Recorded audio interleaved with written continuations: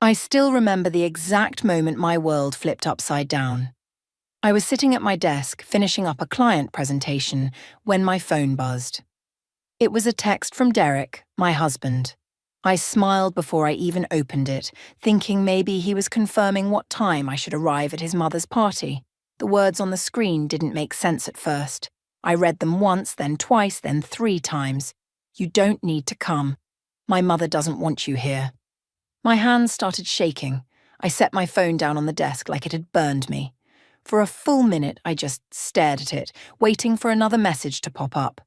Something like, "Just kidding," or "Sorry, that was meant for someone else." But nothing came. The message just sat there, cold and final. This wasn't just any party.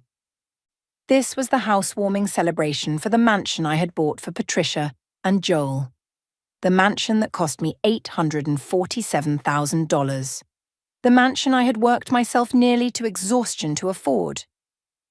Let me back up a little bit, because you need to understand how we got here. 2 months ago, Derek came home from visiting his parents looking worried. He sat down at our kitchen table and told me his mom and dad were struggling. Their old house needed repairs they couldn't afford, and they were behind on their mortgage payments. He looked so sad, so concerned for them. And me? I wanted to help. I always wanted to help. I had been married to Derek for 7 years, and in those 7 years, I had been trying to win Patricia's approval. She never liked me much. I could see it in the way her smile never quite reached her eyes when she looked at me. I could hear it in the tone she used when she talked to me, like she was explaining something to a not very bright child. But I kept trying. I kept hoping that one day she would see me as a real daughter, not just the woman who married her son. So when Derek told me about his parents' money problems, I saw an opportunity. Not just to help them, but to finally prove myself. I decided I would buy them a house, a beautiful house, a dream house, and I would surprise them with it at their 40th wedding anniversary party. For 2 months, I worked like crazy. I took on extra consulting projects. I worked late into the night and all through the weekends. Derek thought I was just busy with regular work stuff. He had no idea I was saving every extra dollar, building up enough money for a down payment on a house that would make his parents comfortable for the rest of their lives. I looked at dozens of properties. I wanted it to be perfect. Finally, I found it. A gorgeous 5-bedroom mansion in a quiet neighborhood with a big backyard and a 2-car garage. It had everything. High ceilings, modern kitchen, beautiful hardwood floors. I imagined Patricia cooking in that kitchen, Joel working in the garden. I imagined Sunday dinners there with the whole family, everyone happy and together. The down payment alone was $300,000. I had to take money from my savings, from my business account, from investments I had been building for years. But I didn't care. This was going to change everything. I remember the day I presented them with the house deed.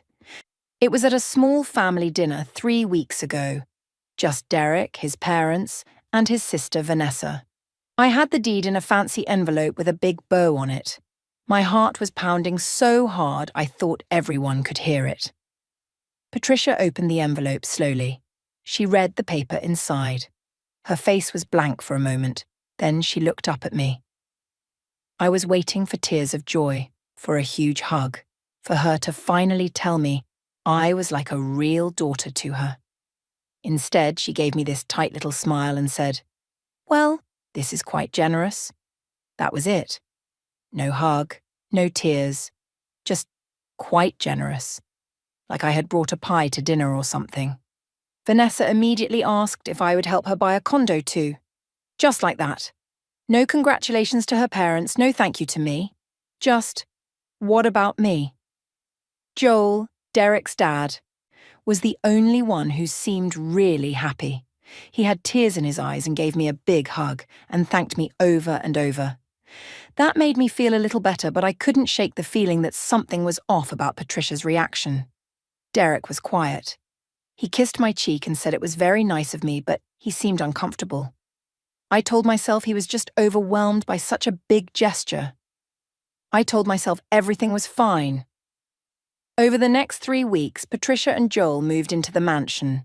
Patricia called me a few times to tell me about problems with the house. The water pressure wasn't quite right. She didn't like the colour of one of the bedrooms. The backyard needed more work. Every call felt like a complaint, never a thank you. But I pushed those feelings down. I told myself she was just stressed from moving. Then Patricia announced she was having a big housewarming party. She invited all her friends, all the neighbours, extended family members I had never even met. Derek showed me the invitation list. Over 30 people. I started planning what I would wear, thinking about what dish I should bring. I even bought a new dress for the occasion. And then, sitting at my desk on what should have been a normal Thursday afternoon, I got that text. "You don't need to come. My mother doesn't want you here," I typed back with trembling fingers. Understood. That was all I could manage. One word, because if I wrote more, I might have written things I couldn't take back. Or worse, I might have begged. I might have asked why, or what did I do wrong? And I was tired of begging for scraps of kindness from these people. After I sent that message, I just sat there. My presentation was still open on my computer screen. My coffee was getting cold next to me. Outside my window, it was a beautiful, sunny day. Everything looked normal, but nothing felt normal. Something clicked inside me in that moment. It was like a fog I had been living in for 7 years suddenly cleared. I started thinking about everything, really thinking about it for the first time. I thought about every family vacation I had paid for. Every time Vanessa asked to borrow money that was never paid back. Every expensive gift Patricia accepted with barely a thank you. Every time Derek made excuses for his mother's coldness toward me. Every time I was left out of family photos or forgotten at family gatherings. I thought about the $15,000 Vanessa borrowed last year for a business investment that never happened. I thought about the time Patricia told me at Christmas that I worked like a man. And that's why Derek and I didn't have children yet. I thought about how Derek never stood up for me. Not once. Not ever. And I thought about that mansion. That beautiful, expensive mansion that I had nearly destroyed my health to buy for them. The mansion where Patricia was right now at this very moment, throwing a party that I wasn't allowed to attend. I looked at the clock. It was 2:47 in the afternoon. The party started at 6:00. I had just over 3 hours. I picked up my phone and made the first call. Then the second, then the third. With each call, my hands got steadier. My voice got calmer. By the fourth call, I wasn't shaking anymore. When I finished making my arrangements, I grabbed my purse and my car keys. I had one more stop to make before I showed up at that party. Because I was going to that party after all. And I was bringing some very important papers with me. The leather steering wheel was cool under my hands as I drove across town. My heart was beating fast, but not from panic, from clarity. For the first time in 7 years, I knew exactly what I needed to do. In the passenger seat next to me was a folder. A simple manila folder that held the power to change everything. But before I explain what was in that folder, I need to tell you how I ended up here, in this car, on this day, finally ready to stand up for myself. I met Derek 8 years ago at a coffee shop. I had just started my own consulting business, helping small companies with their technology systems. I was working 18-hour days, living on coffee and hope, trying to build something from nothing. Derek worked at a bank as a manager. He seemed stable, kind, and supportive. When he asked me out, I said yes. Those first months were wonderful. He was interested in my business, asking questions about my work, celebrating my small victories. When I landed my first big client, he took me out to dinner. When I was stressed about a project, he rubbed my shoulders and told me I could do anything I set my mind to. I thought I had found a partner, a real teammate. We got married after dating for a year. Looking back now, I realize that's when things started to change. Small things at first. Derek would make little comments about how much I worked. His mother Patricia started showing up at our apartment unannounced, always with some problem that needed fixing, always looking around at our stuff with this expression I couldn't quite read. Then my business started to really take off. Within 2 years of our marriage, I was making 3 times what Derek made at the bank. I never made a big deal about it. I never threw it in his face. Money was just money to me, something that helped us live comfortably. Nothing more. But it became something different to Derek and his family. Patricia started treating every family gathering like a business meeting. She would mention things they needed: a new refrigerator, car repairs, help with property taxes. Never directly asking, but always mentioning, and Derek would look at me with these sad eyes until I offered to help, which I always did. Vanessa was even worse. She would call me her favourite sister-in-law when she needed something, which was funny because I was Derek's only wife. She borrowed money for everything: rent, car payments, that business investment that never happened. She promised to pay me back every single time. She never did. Not once. And when I gently reminded her about the money, she would act offended, like I was being petty for even mentioning it. The worst part was how they all treated me while taking my money. Patricia still gave me that cold smile. She still made little comments about my work, my clothes, my choice to focus on my career. She forgot to invite me to family events, then acted surprised when I showed up because Derek told me about them. She criticized everything about me while happily accepting every dollar I gave. And Derek? He always made excuses. She's just old-fashioned. That's just how she is. She doesn't mean anything by it. Never once did he stand up for me. Never once did he tell his mother to treat his wife with respect. He just stood there, quiet and uncomfortable, while his family picked me apart and picked my wallet clean. But I kept trying. I kept believing that if I was just generous enough, kind enough, patient enough, they would finally accept me. Finally love me. Finally see me as family. That's why I bought the house. That massive, expensive, beautiful house. It was going to be my final proof that I was worthy of being a part of this family. Except there was something about that house that nobody knew. Something I hadn't told anyone, not even Derek. I was going to explain it all at the party, but now my plans had changed. When I bought the house, I didn't actually buy it outright. The full price was $847,000. I put down $300,000, every bit of savings I had. But for the remaining $547,000, I had to take out a mortgage. And here's the thing about mortgages: someone has to qualify for them. Patricia and Joel couldn't qualify on their own. Their credit scores were terrible. They had debt, late payments, and barely any income since they were both retired. The bank wouldn't give them a loan for a house that expensive. So I did what I thought was a generous thing.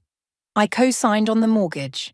I became a co-borrower, legally responsible for the loan alongside Patricia and Joel. I thought I was helping. I thought I was making it possible for them to have this beautiful home. I signed all the papers at the closing, thick stacks of documents that I reviewed carefully, including one particular document, a co-borrower agreement that gave me certain rights if I ever decided to withdraw from the mortgage obligation. At the time, I never imagined I would need those rights. At the time, I was picturing happy family dinners in that house for years to come. I was imagining Patricia finally hugging me and calling me daughter. I was imagining being part of something bigger than myself, but that was before the text message. In the 2 hours after Derek told me I wasn't welcome at the party, I made several phone calls. First, I called my lawyer, a sharp woman named Linda, who I had worked with on business contracts. I explained the situation and asked her about my options with the co-borrower agreement. She told me exactly what I needed to know, and she agreed to start preparing paperwork immediately. Then I called the mortgage company and informed them I wanted to withdraw as a co-borrower. They told me the process and what documents I would need. I requested copies of everything, every paper I had signed, every clause in every agreement. Next, I called my bank and spoke with my financial advisor. I wanted to understand all my assets, everything that was in my name versus what was in both our names. Turned out, most everything important was mine alone. The house Derek and I lived in. I bought it before we got married, so it was only in my name. My business. I built it, so it was mine. My car, my retirement accounts, most of our savings, all mine, or mostly mine. Finally, I called my brother Thomas. He's a family law attorney in another state, and even though he couldn't represent me directly, he could give me advice. I told him everything, the years of disrespect, the money given and never appreciated, the text message that finally broke me. He listened quietly, and when I finished, he said something I'll never forget. "Amber," he said, "you're not breaking this family apart. You're just finally seeing that you were never really part of it in the first place." Those words hit me hard, but they were true. I had been trying to buy my way into a family that never wanted me there, and now they had made it clear. In the house I paid for, at the party I funded, I was not wanted. Now I was pulling up to the mansion. The driveway was full of cars.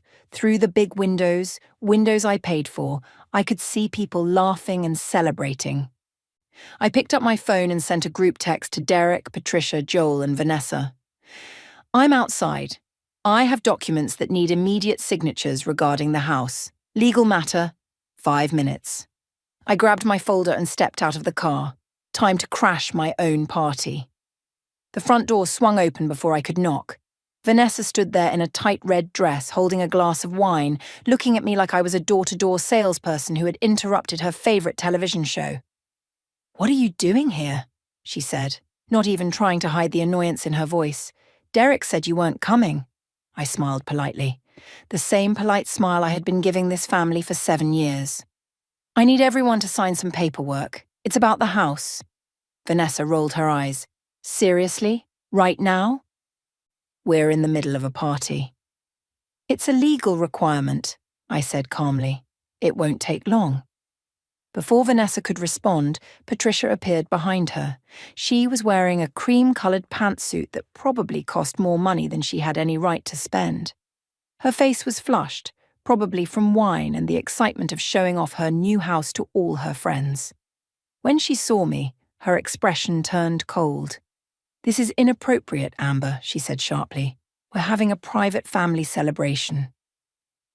Those words stung more than she probably intended. Private family celebration. As if I wasn't family. As if I hadn't paid for every square inch of this house they were celebrating in. I kept my voice steady. "This will only take a moment. It's a legal requirement. Unless you'd prefer I have my attorney schedule a formal meeting." The word attorney worked like magic. Patricia's face changed immediately. The anger was replaced by something else. Worry, maybe, or fear. She stepped aside without another word. I walked into the house. My house, technically. The one I had chosen, the one I had paid for, the one I had imagined hosting family gatherings in. Except I was never supposed to be part of those gatherings, apparently. The living room was full of people I didn't know. Patricia's friends from her book club, neighbours from the new neighbourhood, some distant relatives I had maybe met once or twice. They all looked happy, drinking wine and eating appetizers from the fancy serving platters Patricia must have bought recently. More money she didn't have. Derek appeared from the kitchen, carrying a tray of something. When he saw me, his face went completely white. The tray wobbled in his hands, and for a second I thought he might drop it. "Amber," he said, his voice cracking slightly. "What are you—" I cut him off gently. "Just some paperwork, honey. Nothing to worry about." But his eyes told me he knew there was plenty to worry about. I looked at Patricia. "I need to speak with you, Joel, Derek, and Vanessa privately. Is there somewhere we can talk?" Patricia hesitated, then nodded toward a room off the main hallway. "The study." "Of course." The study with the beautiful oak desk and the built-in bookshelves. I remembered picking out that desk from the furniture store, imagining Joel sitting there doing crossword puzzles or Patricia writing letters. Such stupid, hopeful imaginings. The 5 of us filed into the study and I closed the door behind us. Joel was the last to enter, looking confused and worried. He was the only one who had genuinely thanked me for the house, the only one who had seemed truly grateful. I almost felt bad about what I was about to do. Almost. I opened my folder and spread several documents across the beautiful desk, the desk my money paid for. So, I began, keeping my voice calm and professional. I wanted to review the details of the house purchase with everyone present. Patricia crossed her arms. We already know the details, Amber. You bought us a house. Very generous. We've thanked you. Actually, I said, that's not quite accurate. I didn't buy the house outright. The room went very quiet. Even the sounds of the party outside seemed to fade away. What do you mean? Derek asked slowly. I pulled out the mortgage documents. The house cost $847,000. I put down $300,000, but the remaining $547,000 is a mortgage. A mortgage that I co-signed on. Patricia's face went from flushed to pale in about 2 seconds. What? You said this was a gift. I said I was giving you a home, I corrected her. I never said I was paying for it entirely. The mortgage is in both your names and mine. I'm legally responsible for it. In fact, I've been making the mortgage payments for the past 6 months since closing. Vanessa exploded. Why would you do that? That's not a gift. That's manipulation. I felt a flash of anger but kept it contained. Manipulation. I co-signed because your parents couldn't qualify for a mortgage on their own. Their credit scores are too low and they don't have enough income. The bank wouldn't give them a loan for a house this nice. I used my credit, my income, my financial standing to make this possible for them. Joel finally spoke, his voice quiet. I remember signing those papers. There were so many of them. Yes, I said. And one of those papers was a co-borrower agreement. I pulled it out and pointed to a specific section. This agreement states that if I, as the co-borrower providing the financial backing, choose to withdraw from the mortgage, I have the right to either transfer my obligation to another qualified party or initiate a sale of the property to settle the debt. The silence in the room was so thick I could almost touch it.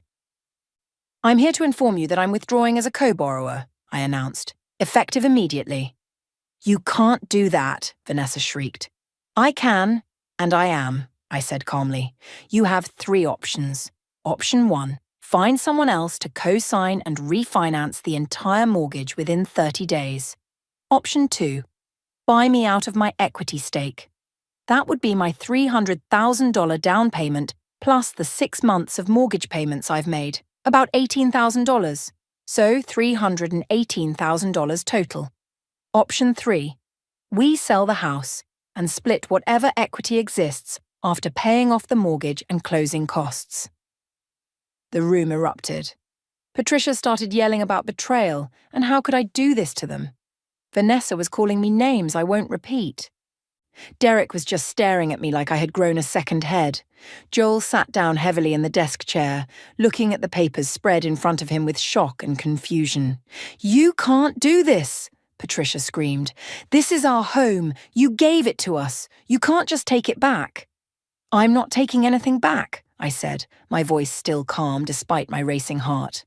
I co-signed for a mortgage. I've been making payments. And as of today, after receiving a text message from my husband, I looked directly at Derek. Uninviting me from a celebration in a home I'm paying for, I've decided I no longer want to be financially tied to this property. Derek finally found his voice. Amber, please, let's talk about this privately. There's more, I interrupted. I pulled out another set of papers. I've also contacted an attorney about our marital assets. Since we live in a community property state, I had her review everything. And since I've been the primary financial contributor to our marriage, and since most of our major assets are in my name alone, I'm filing for legal separation. You'll receive the official paperwork tomorrow morning. The explosion that followed was like nothing I had ever experienced. Patricia was crying and screaming at the same time. Vanessa was threatening to sue me, to ruin me, to make sure everyone knew what a terrible person I was. Joel was trying to calm everyone down, but nobody was listening, and Derek just stood there, frozen, his mouth opening and closing like a fish out of water. I gathered my papers calmly, putting them back in my folder. I turned toward the door, ready to leave them all behind. But then I stopped and looked back at Derek one more time. "Oh, and Derek," I said. "I had the locks changed at our house. Well, my house actually, since it's titled in my name only. I bought it 2 years before we got married, remember? Your belongings will be packed and ready for pickup tomorrow evening. You can stay here with your mother, in the mansion I'm no longer paying for." Then I walked out of that study, down the hallway, past all those party guests who had stopped talking and were now staring at me with wide eyes. They must have heard the yelling. I didn't care. I held my head high, walked out the front door, got in my car, and drove away. My hands didn't start shaking until I was 3 blocks away. Then I had to pull over because I couldn't see the road through my tears. But they weren't sad tears.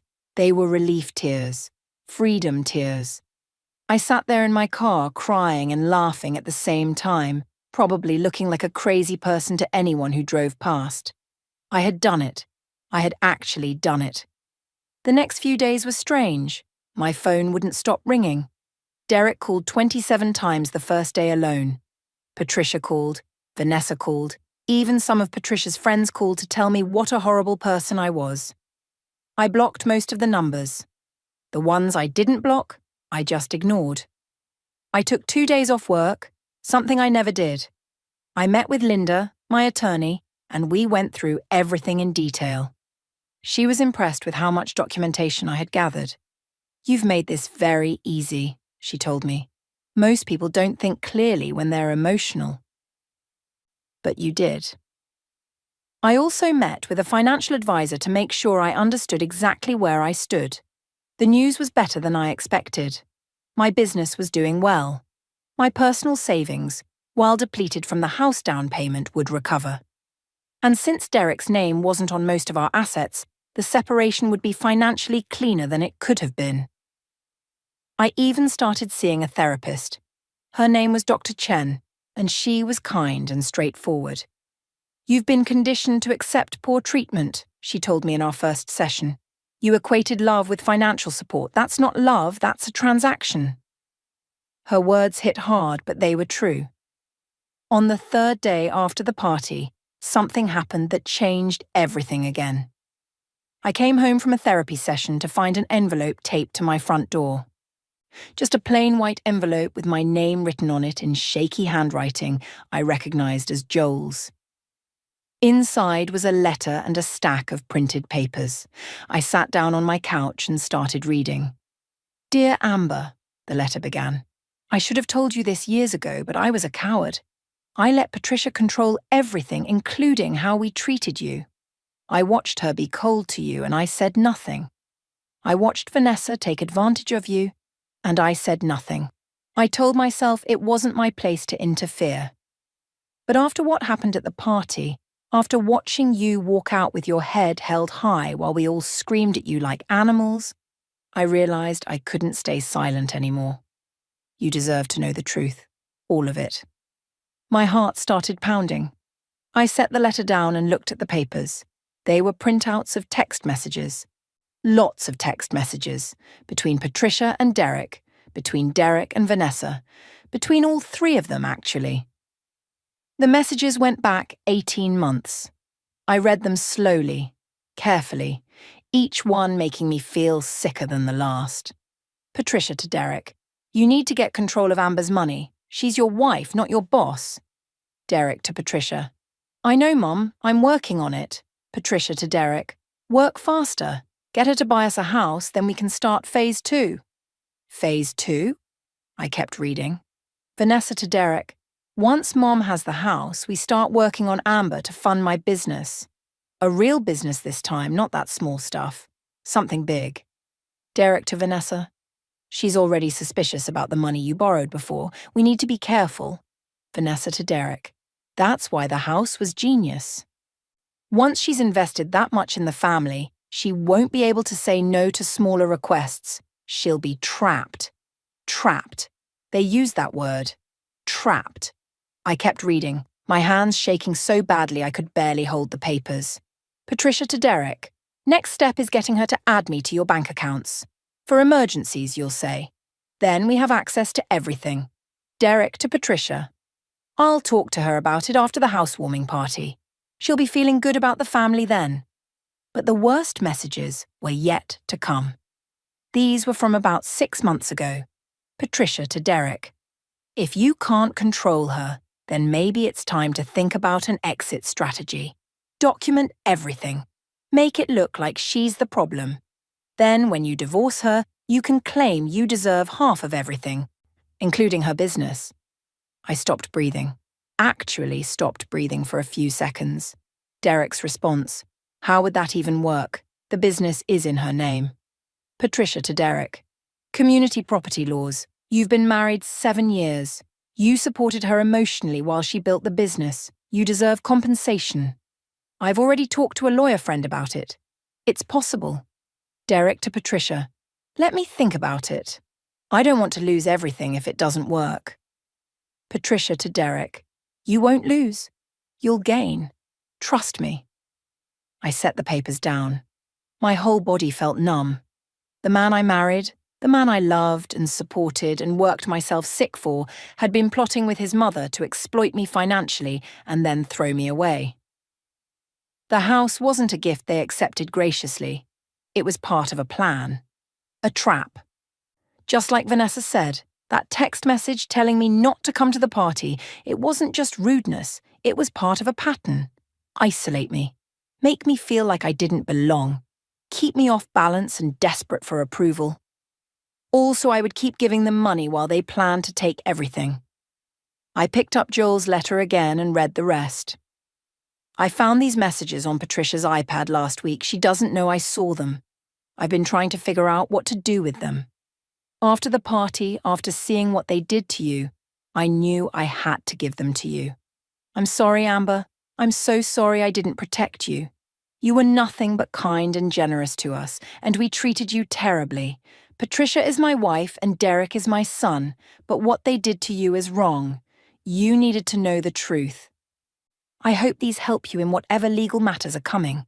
You deserve better than all of us. I'm ashamed of my family, and I'm ashamed of myself. Joel. I sat there for a long time holding those papers. Part of me wanted to scream. Part of me wanted to cry. But mostly I felt validated. Everything I had suspected, every feeling I had pushed down and told myself was unfair or paranoid, it was all real. It was all true. They had been using me, planning to use me more. And if I hadn't received that text message, if I hadn't finally stood up for myself, they would have succeeded. My phone rang. Unknown number. I almost didn't answer it, but something made me pick up. Hi, is this Amber? A woman's voice asked, young, nervous. Yes, I said carefully. My name is Claire. I'm Derek's girlfriend. I was. I think we need to talk. I met Claire the next morning at a coffee shop across town, somewhere I knew Derek would never go. She was younger than me, maybe 28 or 29, with long dark hair and nervous eyes. She was pretty in a simple way, wearing jeans and a sweater, twisting a napkin in her hands as I sat down across from her. Thank you for meeting me, she said quietly. I wasn't sure you would. I almost didn't, I admitted. But I'm curious why Derek's girlfriend wants to talk to me. She flinched at the word girlfriend. I didn't know, she said quickly. I swear I didn't know he was married. He told me he was divorced. He said his ex-wife was making his life difficult, fighting him over money in the house. He made it sound like you were... I'm sorry, I feel so stupid. I studied her face. She looked genuinely upset, genuinely sorry. I realized I wasn't angry at her. How could I be? She was another person Derek had lied to. How did you find out? I asked. Vanessa's social media posts, Claire said. After your confrontation at the party, she posted all this stuff about a cruel ex-wife who was trying to steal her parents' house. But she used your full name. I looked you up and saw wedding photos, recent wedding photos. Derek and I have been seeing each other for 4 months, and you two got married 7 years ago. The math didn't work. She pulled out her phone with shaking hands. I confronted him. He tried to lie at first, said those were old photos, that you were technically still married but separated. But I kept pushing, and he finally admitted the truth. So I ended it. And then I thought you should know. Because if he lied to me, he's probably lying to you too. He is, I said. But I already knew about the lying, just not about you. Claire's eyes filled with tears. I'm so sorry. I would never. If I had known he was married, I never would have gone out with him. My parents are divorced because my dad cheated on my mom. I saw what that did to her. I would never want to be the other woman. You're not the other woman, I told her. You're another victim of Derek's lies. She wiped her eyes and looked at her phone. I have screenshots of our conversations. Some of them are pretty bad. He said a lot of things about you that I now realize were lies. But maybe they could help you? In the divorce? She turned her phone toward me. I started reading the messages between her and Derek, and with each one, my disgust grew deeper. Derek to Claire. My ex-wife thinks she owns me because she makes more money. She controls everything. Derek to Claire. I can't wait until this is all settled and I can finally be free. Free to be with someone who actually respects me. Derek to Claire. She's making the divorce as difficult as possible, taking everything even though she doesn't need it. Some people are just greedy. All of this while he was living in my house, eating food I paid for, driving a car I helped buy. All of this while he was plotting with his mother to take my business, my money, my everything. But the worst message was one from just a week ago. Derek to Claire. Once I get through this divorce, I'll finally have some money.